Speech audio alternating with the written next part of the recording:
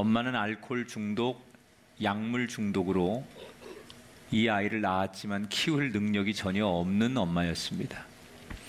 할 수 없이 외할아버지, 외할머니 손에서 유아 시절 그리고 어린 시절을 보내게 됩니다. 손녀를 맡긴 했지만 할아버지, 할머니도 이 아이를 잘 케어할 능력이 되지 않았던 것 같습니다. 이 아이는 산만했고 늘 문제아였습니다. 그래서 ADHD, 주의력 결핍 과행동 장애라는 진단을 받습니다.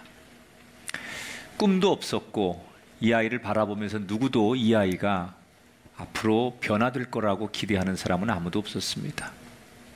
그런데 어느 날 이 아이가 학교에서 체조반 선수들이 열심히 체조하는 모습을 바라보다 그 매력에 빠지게 됩니다. 그리고 자기도 자원해서 체조반에 들어가 체조 선수가 되겠다고 연습에 매진을 합니다. 그때까지도 아무도 이 아이를 주목하지 않습니다. 그러나 평생 자기가 하고 싶은 일, 자기가 좋아하는 일이 생긴 이 소녀는 흑인임에도 불구하고 자기가 하고 싶은 그 일에 최선을 다합니다. 13살부터 홈스쿨링을 하며 매주 32시간씩 훈련에 매진을 합니다. 그리고 정확히 3년 뒤인 2013년 그의 나이 16살 때 흑인 최초로 세계 선수권 대회에서 개인 종합 우승을 차지합니다. 그리고 다시 3년 뒤 그의 나이 19살 리우 올림픽에서 금메달 4개와 동메달 하나를 따면서 미국 기계체조 역사상 가장 많은 메달을 딴 선수로 등극하게 됩니다. 이 선수는 바로 시몬 바일스라고 하는 선수입니다. 꿈도 없었고 소망도 없었고 누구도 기대하지 않았던 인생. 그런데 자기가 어느 날 스스로 좋아하는 일이 생겼을 때 그의 인생은 변화되는 겁니다. 우리는 살아가면서 때때로 불행한 일, 어려운 일을 만나면 세상을 원망합니다. 부모 때문에, 가정 때문에, 환경 때문에, 누구 때문에. 그런데 여러분, 이렇게 불평하고 원망하는 사람이 인생을 역전했다거나 행복해지는 걸 보셨습니까? 누구 탓만 하고 내가 불행할 수밖에 없는 이유만 평생 얘기하는 사람이 행복한 가정을 꾸렸다는 얘기를 들어보셨습니까? 하나님은 나는 불행하다고 자신의 탓, 누구의 탓만 하는 사람을 절대로 긍휼히 여기지 않습니다. 하나님의 긍휼은 그럼에도 불구하고 내가 잘해야지. 그리고 자기 자신을 아무리 어려운 환경, 최악의 조건 속에서도 자기 자신을 잘하려고, 자기 자신을 지키려고 하는 사람, 그런 사람에게 긍휼함을 주시고 은혜와 복을 주시는 분이에요. 한번 따라합시다. 나만 잘하면 됩니다. 하나님은 그런 사람에게 최선을 다하는, 자기가 잘하려고 하는 사람에게 복을 주시지, 안 되는 이유, 누구를 탓하는 사람, 이런 사람을 도우시는 분이 아니에요. 바라긴 여러분, 어려운 조건, 환경, 이유 많겠지만 그럼에도 불구하고 내가 잘해야지, 나만이라도 똑바로 해야지, 그런 마음과 결단이 서실 때 하나님의 도움이 여러분에게 임할 줄 믿습니다. 오늘 사도행전 18장의 말씀을 통해서 나만 잘하면 된다는 것은 도대체 어떤 거냐. 지난 시간에 이 바울이 가장 지성적인 도시 아테네에서 선교한 이야기를 소개해 드렸습니다. 그래도 좀 배운 사람들, 철학과 이성이 공유될 수 있는 사람들이기 때문에 사도 바울은 오히려 막 가는 사람보다는 훨씬 더 대화가 잘 될 거고 복음의 효과가 있을 거다라는 기대를 했습니다. 그러나 지난 시간에 말씀드린 대로 지적 교만이 가득했던 아테네 사람들은 사도 바울의 이 복음을 받아들이지 않습니다. 그래서 다른 도시보다도 이 아테네에서는 굉장히 소수의 열매만을 거두고 사실은 실망을 하게 되지요. 그리고는 아테네를 떠나서 사도 바울은 오늘 본문에 등장하는 고린도라고 하는 도시를 오게 됩니다. 조금 전에 아테네는 가장 지성적인, 정말 이성적인 학문이 있는 최고의 도시였다면 고린도는 당시에 가장 환락의 도시, 유럽에서 가장 쾌락적인 도시, 그런 도시가 고린도입니다. 고린도는 국제도시입니다. 항구를 2개 낀 무역 도시입니다. 사람 많고 돈 많고 외국의 문물이 왕래하는 곳. 그래서 가장 흥이 넘치고 그리고 또 활락이 넘치는 도시였습니다. 이 고린도에는 비너스라는 신을 섬겼는데 제사를 드리는 날이면 신전 창기들이 한 1000명이 모여가지고 사람들에게 호객행위를 하는데 상상 이상의 쾌락을 주면서 온 도시가 완전히 들썩거릴 만큼 이 고린도는 이미 2000년 전에도 굉장히 유명했던, 사람들이 갖는 최고의 쾌락을 다 가지려고 했던 도시, 이게 고린도였어요. 거기를 바울이 온 거예요. 겉으로 보면 사람들이 생명력이 넘치는 그런 화려한 도시 같았지만 바울은 그 도시에서 기쁨이 없었어요. 이유는 너무 지금 선교를 하면서 여러 도시를 거치고 그리고 특별히 조금 전에 소개했던 아테네에서의 선교에 흡족한 열매를 거두지 못한 이 바울은 지금 너무 지쳤습니다.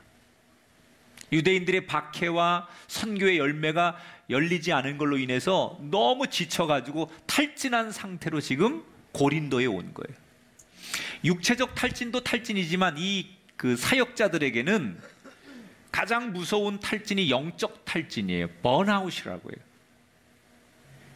그때 하나님께서 바울에게 이 영적 슬럼프를 이기도록 힘을 주시는 게 뭐냐면 어느 날 바울에게 하나님이 이런 마음을 주십니다. 일하자, 노동하자.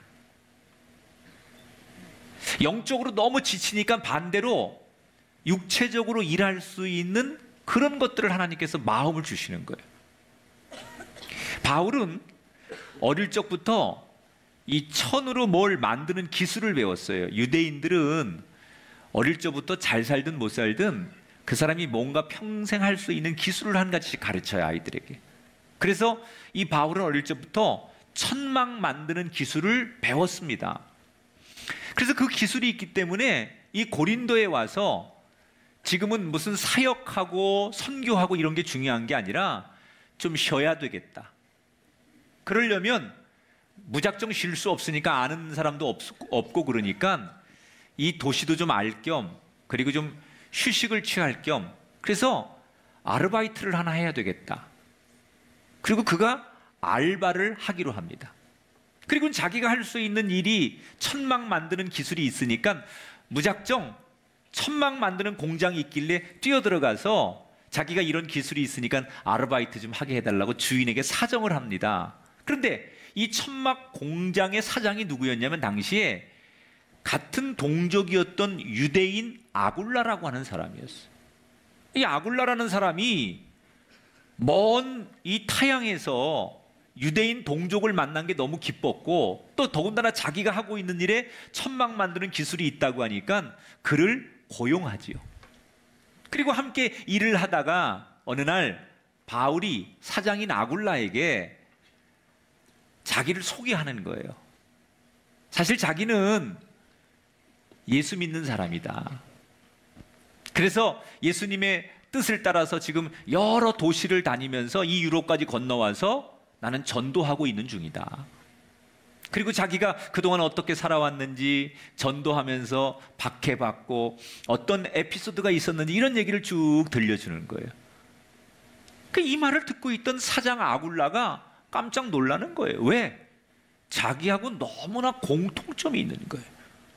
어떤 공통점이 있었느냐? 2절을 볼게요.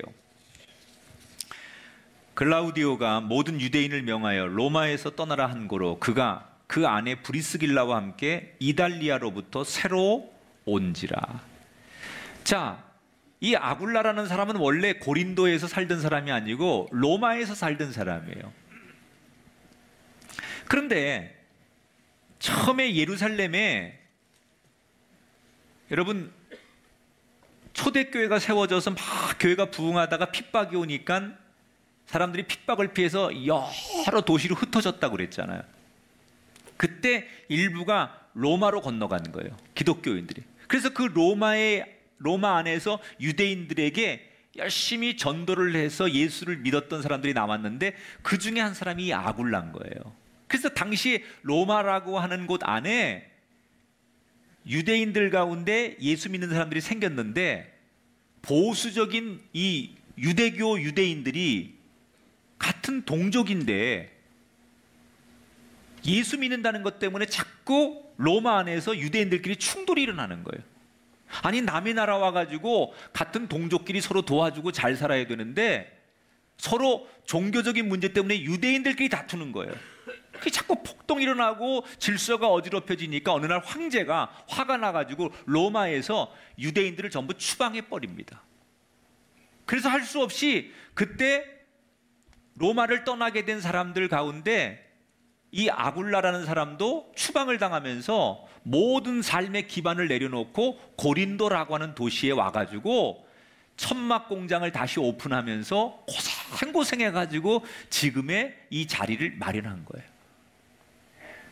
그러니까 자기도 이 고린도에 오고 싶어서 온 게 아니고 유대인들의 갈등 때문에 할 수 없이 시련 때문에 여기 왔는데 바울도 보니까 자기처럼 오고 싶어서 온 도시가 아니라 이런저런 시련 때문에 여기 왔다는 거예요.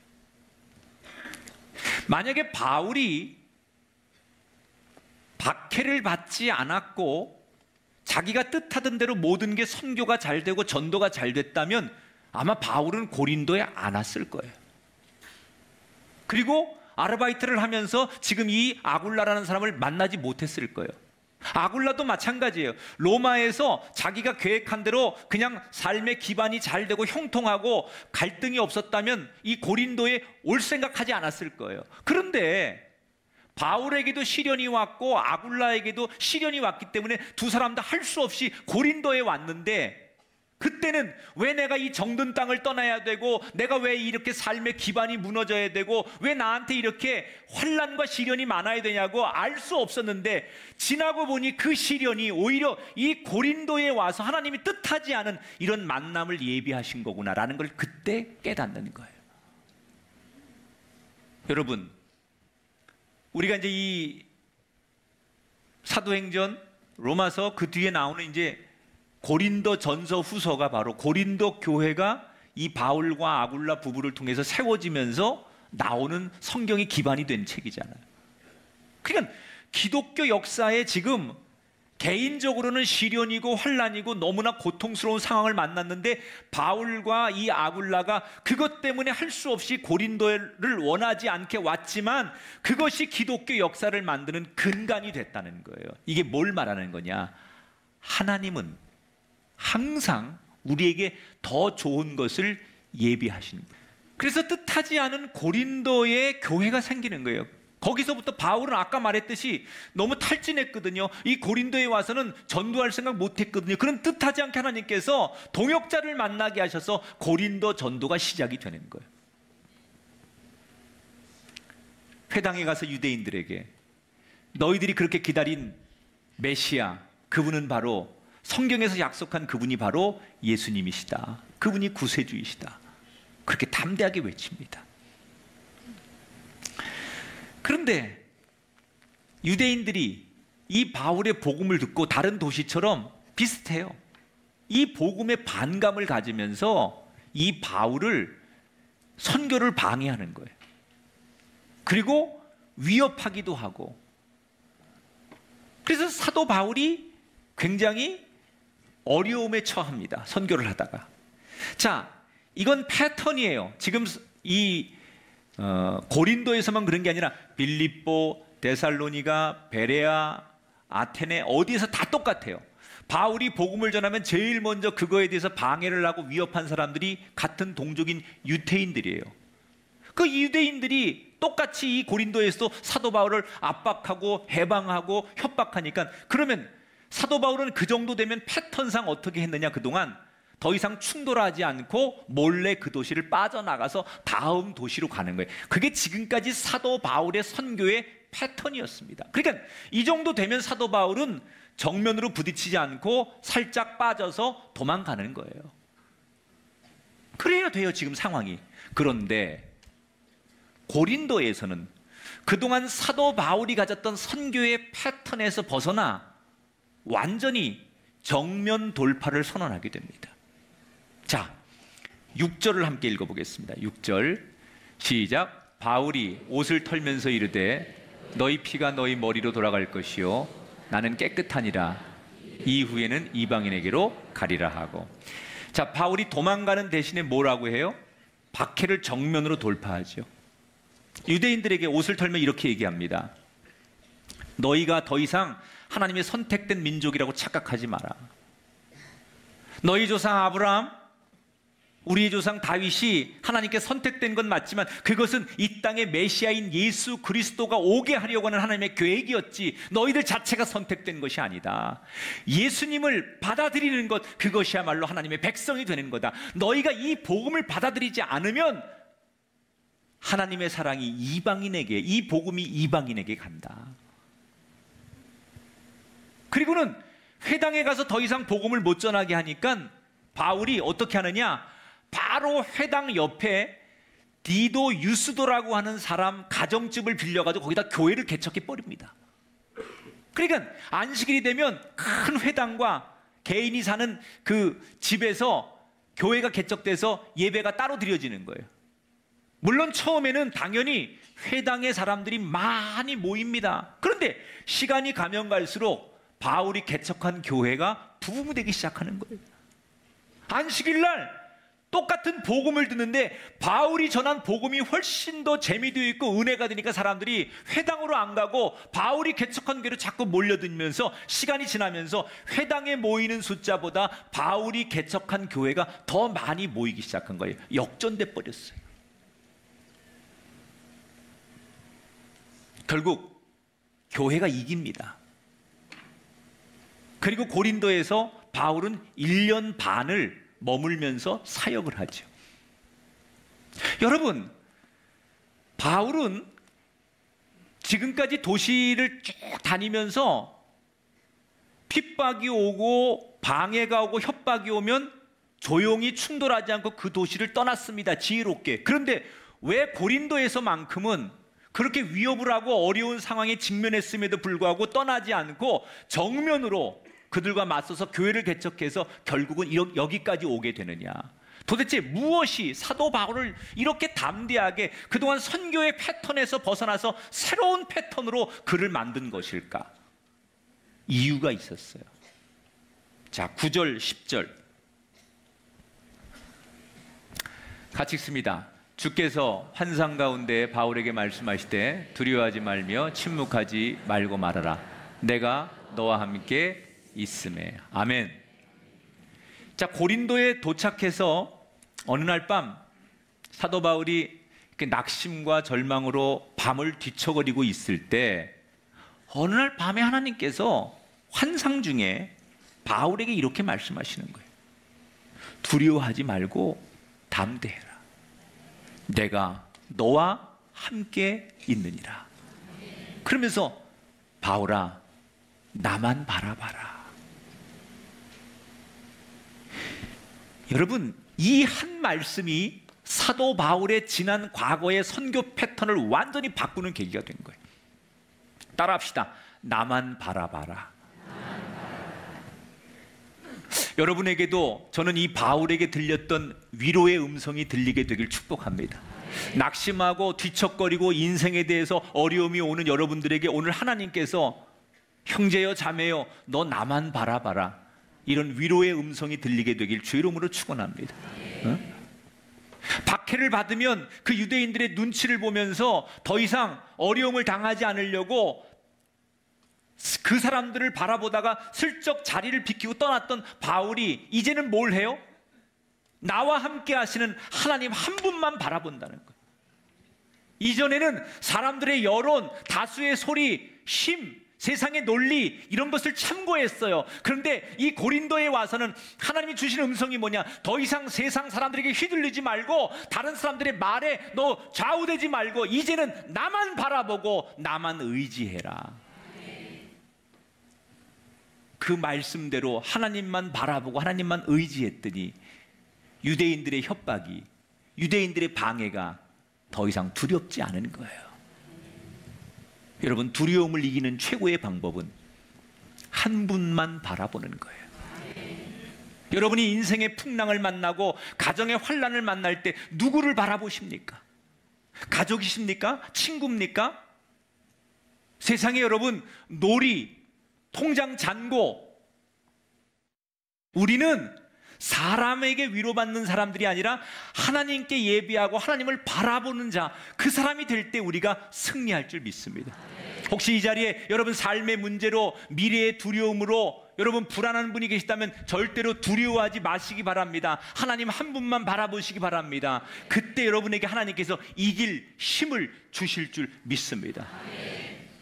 자, 이렇게 바울이 하나님만 바라보니까, 담대하니까 오히려 교회가 더 부흥하면서 사람들이 많이 모이는 거예요.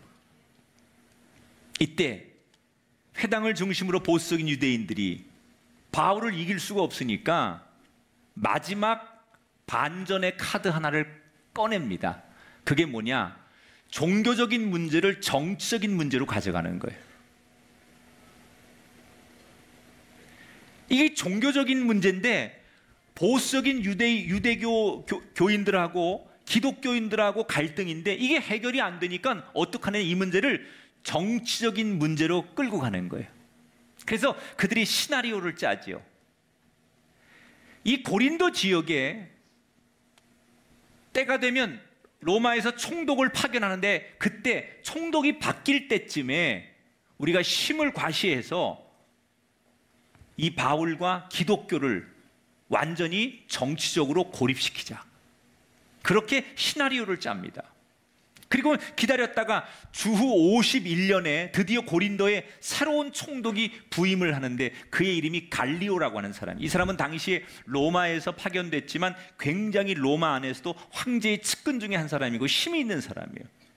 이 사람이 부임을 해오는데 이때 보수적인 유대인들이 잘 짜놓은 각본대로 이 총독에게 잘 선을 대면서 어느 날 사도 바울을 납치하다시피 해가지고 총독 앞에 끌고 갑니다. 그리고는 그 자리에서 재판을 요청하죠. 고발하는 거예요. 뭐라고 고발하느냐? 총독이시여, 우리는 유대인이지만 이 땅의 왕은 로마의 황제 한 분밖에 없다고 생각하는 사람들입니다. 그런데 여기 있는 이 바울과 기독교인들은 자칭 자기가 왕이라고 하는 예수를 따르던 사람들입니다. 그 예수가, 황제가, 왕은 세상에 하나밖에 없어야 되는데 내가 새로운 왕이다, 만왕의 왕이다 이래서 로마를 거역한 죄로 그가 십자가에 처형당하지 않았습니까? 그런데 그 죽은 예수를 들먹거리며 그 죽은 예수가 다시 살아났다고 하며 다시 그 죽은 예수 부활을 얘기하며 로마를 향해 도전하는 사람들, 이들이 기독교인입니다. 그래서 이들을 고발합니다. 그게 아닌 줄 알지만 그들은 기독교를 너무 싫어해서 같은 동족인데 바울과 기독교를 그렇게 고발하게 되는 거예요. 이때 바울이 일방적으로 당할 수는 없잖아요. 그래서 손을 들고 총독, 나에게 변론할 시간을 주십시오. 그렇지 않습니다. 그리고 자기가 변론을 하려고 할 때 총독이 사도 바울의 변론을 가로막습니다. 됐습니다. 그만하십시오. 그리고 바울의 변론을 기회를 주지 않아요. 자, 이 상황 속에서 사람들이 이렇게 생각하죠. 이미 총독이 보수적인 유대인들의 편이 되어서 정치적으로 야합을 했을 것이고, 그래서 바울은 기회가 박탈당하고 이제 저렇게 저들의 각본과 시나리오대로 그렇게 흘러간다. 그래서 유대인들은 의기양양해 하는 거예요. 그런데 바로 그때 누구도 생각지 못했던 이 갈리오의 명판결문이 나오게 됩니다. 자, 14절, 15절 같이 읽습니다. 시작. 유대인들아, 만일 이것이 무슨 부정한 일이나 불량한 행동이었으면 내가 너희 말을 들어주는 것이 옳거니와, 만일 문제가 언어와 명칭과 너희 법에 관한 것이면 너희가 스스로 처리하라. 자, 이 갈리오 총독이 뭐라고 말하느냐? 고발한 사람들에게, 너희들 같은 유대인들인데, 가만 보니 같은 동족인데 왜 서로를 고발하느냐? 그리고 저 바울과 기독교인들 가만 보니까 너희들 고발했는데 내가 이렇게 보니까 무슨 정말 잘못된 행동을 했거나 법을 어겼으면 내가 재판을 하겠는데 뭔가 지금 법을 어긴 게 없다. 사회적으로 문제되는 것도 없다. 다시 말하면 너희들 가만 보니까 종교 문제를 가지고 너희들끼리 갈등하다가 이걸 가지고 이렇게 사회법으로 왔는데 종교 문제는 너희들끼리 해결하는 게 맞다. 그러면서 더 이상 여기 재판 이거 할 필요 없으니까 기각한다. 그리고 땅땅땅 판결을 내렸다는 거예요. 보수적인 유대인들이 처음부터 이 종교적 문제를 정치적 문제로 비하해서 끌고 가면 통쾌하게 승리할 줄 알았는데, 이 재판관이, 총독이 종교적인 문제 종교적으로 해결하라. 그리고 기각을 시켜버린 거예요. 자, 이 말은 뒤집어 얘기하면 고린도라는 도시에 기독교가 공식적으로 활동할 수 있게 되는 계기가 되는 거예요. 교회를 없애려고 했는데 오히려 이 재판과 판결을 통해서 이제 기독교인들이 유대인들의 그 어떤 반대에도 불구하고 공식적으로 선교하고 예배를 드릴 수 있게 됐다는 거예요. 자기들의 계획이 뜻대로 안 되자 이 보수적인 유대인들이 자기 그 회당의 회당장을 무참하게 폭력을 가하면서 분풀이한 것으로 오늘의 성경 이야기가 끝을 맺습니다. 그런데 저는 여기서 이 갈리오라는 총독이 14절에 내린 판결문 중에 우리가 주목해 봐야 될 그런 그 대사가 있어요. 단어가 있어요. 한번 볼게요. 무슨 부정한 일이나 불량한 행동이었으면 내가 너희 말을 들어주는 것이 옳거니와. 자, 재판관이 뭐라고 말해요? 이 사람들이 무슨 악한 일이나 불의한 일을 했다면 재판하는 게 맞을 텐데 이 사람들은 가만 보니 그런 죄를 범하지 않았다는 거예요. 여러분, 이게 사실이거든요. 사실 사도 바울은 지금까지 사실 핍박을 받고 억울한 일을 너무 많이 당했어요.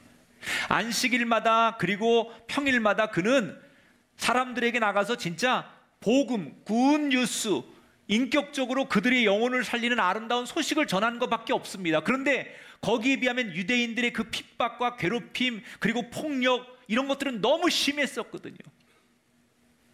그럴 때마다 바울을 따르는 기독교인들이 너무너무 힘드니까 참다 뭐라고 말하느냐? 선생님, 우리도 주먹은 주먹으로, 칼은 칼로 맞섭시다. 우리가 맨날 당하고만 있으니까 저들이 우리를 우습게 보는데 우리도 그럴 힘이 있다는 거 한번 보여줍시다. 너무 당하는 것도 억울하지 않습니까? 우리가 뭘 잘못했다고 같은 동족인 유대인들이 우리를 이렇게 괴롭히고 우리를 이렇게 모함합니까? 우리 너무 억울하니까 이제 한번 힘으로 맞섭시다. 우리도 고발합시다. 뭐 이러면서 억울함을 호소하고 흥분한 그런 기독교인들이 있었어요. 그런 건의를 받을 때마다 사도 바울은 그런 기독교인들을 진정시키며 뭐라고 얘기하느냐? 아닙니다. 아무리 저들이 세상적인 방법으로 우리를 모함하고 괴롭히고 우리를 힘들게 해도 우리는 늘 하나님의 방법으로 선하게 행동해야 됩니다. 그래서 사도 바울은 방법을 몰라서가 아니라 때로는 힘으로 맞서고 때로는 세상 방법으로 맞설 수도 있었지만 내가 하나님의 제자이고 그리스도인이고 내가 기독교인이기 때문에 저들과 달라야 한다는 마음 때문에 참고 또 참으면서 여기까지 온 거예요. 그랬더니 하나님께서 이 고린도에서 드디어 재판에서도 이기도록 어떤 것을 동원하지 않았는데도 하나님께서 선한 열매가 맺혀지도록 은총을 주신 거예요. 한번 따라 합시다. 선을 행하면 기회가 옵니다. 할렐루야. 사도 바울이 갈라디아서 6장 9절에 이렇게 말하죠. 우리가 선을 행하되 낙심하지 말지니 포기하지 아니하면 때가 이름에 거두게 될 것이다. 여러분, 세상은 늘 우리에게 남을 이기는 데 힘쓰라고 말합니다. 이겨라. 법을 통해서든 또는 힘을 통해서든 언론을 통해서든 이겨라고 우리에게 가르칩니다. 그러나 믿는 사람은 이기는 게 목표가 아니라 바르게 사는 것이 목표가 되라는 거예요. 그게 지금 사도 바울이 선을 행하면 기회가 온다는 걸 우리에게 가르치는 거예요. 아무리 세상이 우리를 비웃고 아무리 세상이 우리를 괴롭히고 아무리 세상이 우리를 짓밟아도 같은 방법으로 맞서는 것이 아니라 하나님의 방법으로 선한 마음으로 하나님의 사랑으로 우리가 대할 때 하나님이 그런 인내와 기다림을 갖는 사람에게 반드시 기회를 주신다는 거예요. 지금도 이 말씀을 들으면 마음속에 갈등하시는 분이 계실지 모르겠어요. 내가 세상 방법으로 세상의 힘으로 내가 알고 있는 그런 방법을 통해서 얼마든지 내 억울함을 표현할 수 있거나 내가 원하는 것을 얻을 수 있는 방법을 알지만 나는 하나님의 사람이고 나는 말씀을 믿는 사람이기 때문에 나는 세상 방법이 아니라 선한 방법으로 악을 향해 대응하리라. 이 결단이, 이 고백이 오늘 이 자리에 계신 여러분에게 있게 되기를 주의 이름으로 축원합니다. 우리는 종종 남을 탓하고 환경을 탓하지만 믿는 사람은 그럴 필요 없습니다. 그저 하나님 바라보고 나만 잘하면 되는 거예요. 따라합시다. 나만 잘하면 됩니다. 남들이 어떻게 시비를 걸든 내가 어느 환경에 가 있든 내 뜻대로 되지 않았든 무엇을 하든 간에 내가 내 믿음 잘 지키고 나만 잘하면 하나님께서는 그게 고린도가 됐든 아테네가 됐든 어디서든 나를 지켜주십니다. 더 좋은 것을 기대하십시오. 세상 사람들 소리에 휘둘리지 마시고 하나님 한 분에게만 집중하십시오. 여러분이 선을 행하면 반드시 살아계신 하나님께서 기회를 주심을 기억하시면서 지금 여러분이 갈등하고 있는 그 문제 가지고 나만 잘하면 돼, 나만 믿음 잘 지키고 나만 하나님 앞에 올바로 서고 끝까지 내 믿음대로 살리라고 하는 그런 결단을 하셔서 사도 바울의 이 고린도 교회의 승리와 아름다운 열매가 이 땅을 살아가는 그리스도인들에게도 많이 맺혀지게 되시기를 주의 이름으로 축원합니다.